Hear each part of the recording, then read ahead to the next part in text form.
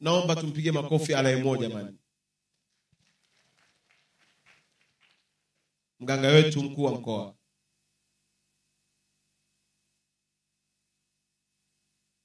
Nakushukuru sana.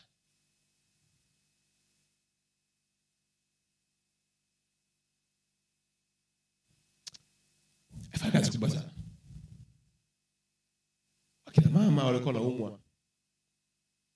Tumekamilisha idadi ya watu 13,000 ambao wamepata dawa na matibabu bure kurudi nyumbani. Hawa ni watu ambao hawakuwa na hela kabisa.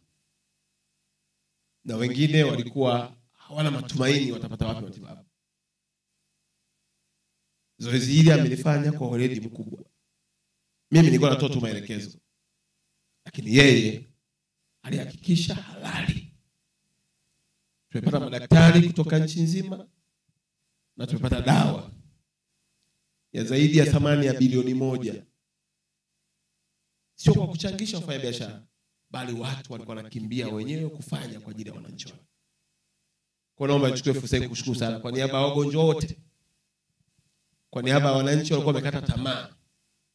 Umeibeba heshima ya Daktari Samia, lakini umenitunzia heshima yangu kwa kuwatumikia wananchi.